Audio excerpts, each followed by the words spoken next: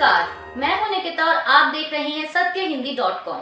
चलिए एक नजर डालते हैं अब तक की सुर्खियों पर। लोकसभा चुनाव में हार की समीक्षा और आगामी विधानसभा चुनाव की तैयारी को लेकर एनसीपी अजीत पवार गुट ने कल गुरुवार को अपने सभी विधायकों की बैठक बुलाई थी, जिसमें 5 विधायक शामिल नहीं हुए। हिंदुस्तान टाइम्स की एक रिपोर्ट के मुताबिक इन 5 विधायकों में धर्मराव अत्राम, नरहरि झिरवाल, राजेंद्र शिंगने, अन्ना बनसोडे और सुनील टिंगरे का नाम शामिल है।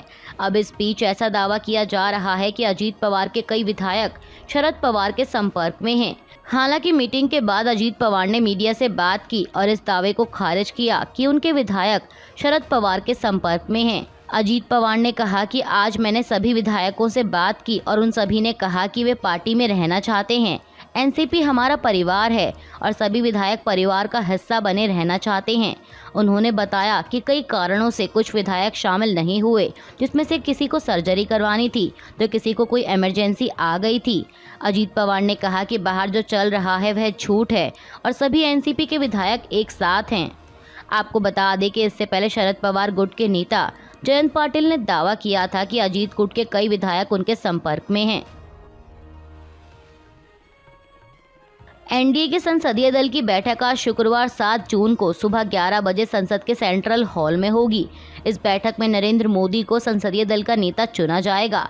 अब ऐसे में बैठक में शामिल होने के लिए बीजेपी के सहयोगी दलों के नेता दिल्ली पहुंचने लगे हैं। मध्य प्रदेश के पूर्व मुख्यमंत्री शिवराज सिंह चौहान और गुजरात के मुख्यमंत्री भूपेंद्र पटेल एनडीए की बैठक में हिस्सा लेने के लिए दिल्ली पहुंच गए हैं। बता दें कि इस बैठक में कई राज्यों के मुख्यमंत्री भी हिस्सा ले रहे हैं। नरेंद्र मोदी की तीसरी बार प्रधानमंत्री पद की शपथ ग्रहण करने से पहले ही एनडीए की सहयोगी पार्टियों ने अपनी अपनी मांग उठानी शुरू कर दी है। इसी कड़ी में नीतीश कुमार के नेतृत्व वाली जेडीयू का कहना है कि अग्निवीर योजना पर पुनर्विचार होना चाहिए।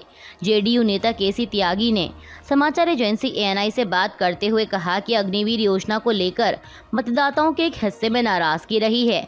हमारी पार्टी चाहती है कि इस योजना की कमियों और खामियों पर विस्तार से बात होनी चाहिए, क्योंकि जनता ने इस पर सवाल उठाए हैं।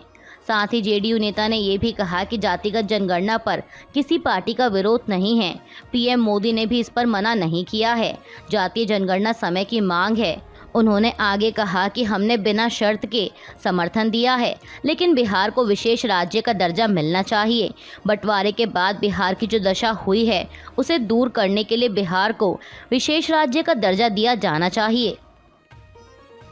जेडीयू की अग्निवीर योजना पर पुनर्विचार की मांग का आम आदमी पार्टी ने समर्थन किया है। आम आदमी पार्टी नेता संजय सिंह ने कहा है कि जेडीयू की मांग जायज़ है।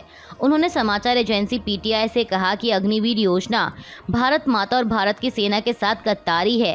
पीएम मोदी को पहले ही इस योजना को रद्द कर देना चाहिए था और जैसे पहले सेना में भर्ती होती थी उस व्यवस्था को दोबारा लागू किया जाना चाहिए था। संजय सिंह ने कहा कि एक जवान को पहले 1 साल की ट्रेनिंग मिलती थी, उसे घटाकर 6 महीने कर दिया गया। जो मांग जेडीयू की ओर से उठाई गई है वो 100% जायज़ है। आप नेता संजय सिंह के अलावा कांग्रेस सांसद शशि थरूर ने भी अग्निवीर योजना को लेकर अपनी राय रखी है। उन्होंने कहा कि हम वास्तव में मानते हैं कि अग्निवीर योजना ने सशस्त्र बलों की विश्वव्यापी प्रतिष्ठा को नुकसान पहुंचाया है। हम चाहते हैं कि इस योजना को खत्म कर दिया जाए और अगर इसे लेकर संसद में कोई बहस होती है तो हम इसे खत्म करने की मांग करेंगे। लेकिन अगर सत्तारूढ़ गठबंधन के सदस्य भी ऐसा ही महसूस करते हैं तो शायद हम बिना किसी नाटक के इसे आगे बढ़ा सकते हैं। देखते हैं। कांग्रेस नेता राहुल गांधी ने कल गुरुवार को एक प्रेस कॉन्फ्रेंस के दौरान पीएम मोदी, गृह मंत्री अमित शाह और वित्त मंत्री निर्मला सीतारमण की शेयर बाजार को लेकर की गई टिप्पणियों पर सवाल उठाए थे। राहुल गांधी ने कहा कि पीएम मोदी और अमित शाह के शेयर बाजार को लेकर किए गए दावों से 30 लाख करोड़ रुपए का नुकसान हुआ है और हम इसकी जांच चाहते हैं। कांग्रेस नेता ने कहा कि पहली बार हमने नोटिस किया कि प्रधानमंत्री ने, गृह मंत्री ने और वित्त मंत्री ने शेयर बाजार को लेकर टिप्पणी की है। उन्होंने कहा कि स्टॉक मार्केट आगे जाएगी। 12 मई को अमित शाह कहते हैं कि 4 जून से पहले शेयर खरीदना चाहिए। पीएम मोदी ने 19 मई को कहा कि शेयर मार्केट आगे जाएगा। फिर 31 मई को बड़ी स्टॉक एक्टिविटी होती है। 3 जून को स्टॉक मार्केट सारे रिकॉर्ड तोड़ देता है और 4 जून को स्टॉक मार्केट नीचे चला जाता है। राहुल गांधी ने आरोप लगाया कि कुछ लोग थे जो जानते थे कि कोई घोटाला हो रहा है, लेकिन जो दावे किए गए उससे 30 लाख करोड़ रुपए का रिटेल इन्वेस्टर्स को नुकसान उठाना पड़ा है। और इसी को लेकर हम सवाल पूछना चाहते हैं। हमारे सवाल हैं कि पीएम मोदी और गृह मंत्री ने 5 करोड़ लोगों को निवेश करने की सलाह क्यों दी? बीजेपी का इससे क्या कनेक्शन है? हम जेपीसी की मांग करते हैं। कांग्रेस नेता ने कहा कि यह एक घोटाला है, हम इसकी जांच की मांग करते हैं। राहुल गांधी के स्टॉक मार्केट को लेकर लगाए गए आरोपों पर भाजपा की भी प्रतिक्रिया आई है। बीजेपी नेता पीयूष गोयल ने कहा कि राहुल गांधी शेयर मार्केट के निवेशकों को गुमराह करने की साजिश रच रहे हैं। विपक्ष की हार की हताशा से राहुल गांधी बाहर नहीं आए हैं, अब वो मार्केट के निवेशकों को गुमराह करने की कोशिश कर रहे हैं। बीजेपी नेता ने कहा कि आज भारत दुनिया की 5वीं सबसे बड़ी अर्थव्यवस्था बन गई है। पूरी दुनिया मानती है कि भारत दुनिया की सबसे तेजी से बढ़ती हुई अर्थव्यवस्था है। पीयूष गोयल ने कहा कि सब जानते हैं कि शेयर मार्केट में बदलाव होते रहते हैं। दुनिया भर में शेयर मार्केट ऐसे ही होता है। कोई बड़े बदलाव नहीं हुए हों तो भी शेयर मार्केट में बदलाव होते रहते हैं। देश के निवेशक जानते हैं कि पिछले 10 साल के मोदी सरकार के कार्यकाल में भारत का मार्केट कैप 400 लाख करोड़ रुपए से अधिक हुआ है। और आज से 10 साल पहले जब यूपीए की सरकार थी, जिसका नेतृत्व गांधी परिवार करता था, तो भारत का share market cap 67 lakh crore रुपए था।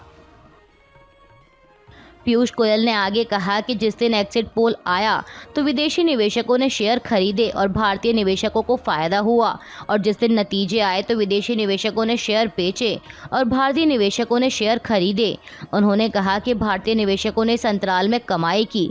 राहुल गांधी जो 30 लाख करोड़ की बात करते हैं, वो यह भी नहीं समझते कि यह वैल्यूएशन है।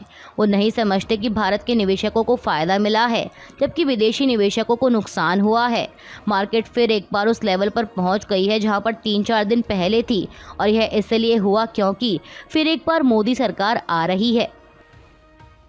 टीएमसी महासचिव अभिषेक बनर्जी और टीएमसी नेता डेरेक ओब्रायन ने शिवसेना यूबीटी प्रमुख उद्धव ठाकरे से कल गुरुवार को उनके आवास पर मुलाकात की थी। अब इस मुलाकात पर प्रतिक्रिया देते हुए शिवसेना यूबीटी नेता संजय राउत ने कहा कि बहुत से मुद्दों पर बात हुई। कल हम दिल्ली में भी मिले, लेकिन उद्धव ठाकरे दिल्ली नहीं आ सके थे, इसलिए अभिषेक बनर्जी, आम आदमी पार्टी और समाजवादी पार्टी के नेताओं ने उनसे बात की। संजय राउत ने कहा कि नरेंद्र मोदी और उनकी भाजपा अल्पमत में हैं, उन्हें बहुमत नहीं मिला है, लेकिन फिर भी वे खिचड़ी पकाने की कोशिश कर रहे हैं। उन्होंने कहा कि देश हित में हम क्या कर सकते हैं, इस बारे में चर्चा के लिए ममता बनर्जी ने अपना प्रतिनिधिमंडल यहां भेजा था। इंडिया गठबंधन की सरकार बनाने के सवाल पर शरद पवार की बेटी और बारामती लोकसभा से चौथी बार सांसद बनी सुप्रिया सुले की भी प्रतिक्रिया आई है। सुप्रिया सुले ने कहा कि केंद्र में सरकार बनाने को लेकर इंडिया गठबंधन ने इंतजार करने का फैसला किया है। दरअसल जीत के बाद सुप्रिया सुले पहली बार बारामती पहुंची थीं। इस दौरान मीडिया ने उनसे सवाल किया, क्या विपक्षी गठबंधन इंडिया की सरकार बनाने की कोई संभावना है? तो इस पर उन्होंने कहा कि वे आशान्वित हैं।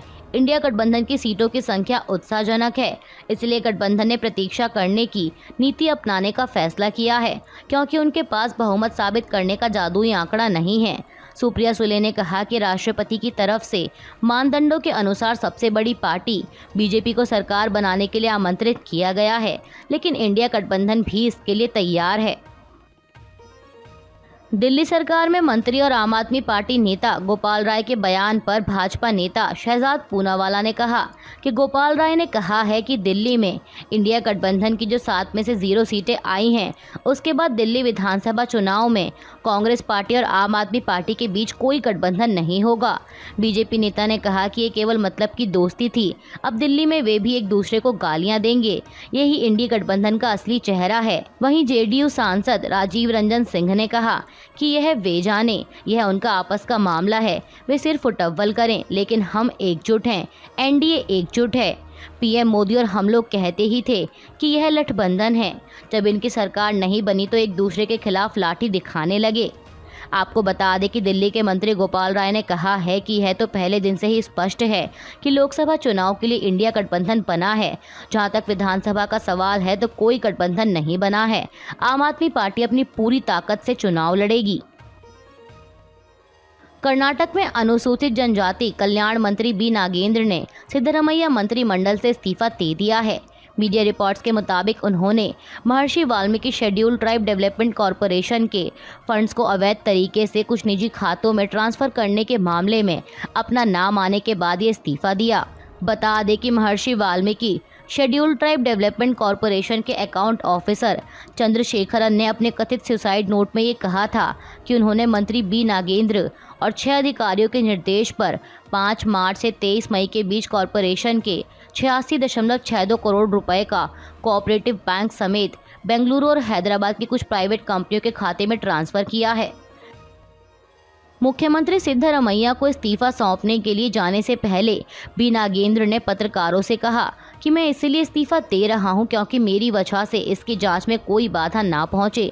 जब पत्रकारों ने बी नागेंद्र से ये पूछा कि अकाउंट ऑफिसर चंद्रशेखरन ने अपने सुसाइड नोट में मंत्री का नाम लिया है तो उन्होंने कहा कि कौन मंत्री।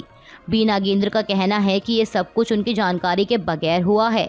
वहीं राज्य सरकार द्वारा जांच के आदेश दिए जाने के फौरन बाद बैंक ने अपने 6 अधिकारियों के खिलाफ केंद्रीय जांच ब्यूरो में एफआईआर दर्ज कराई है।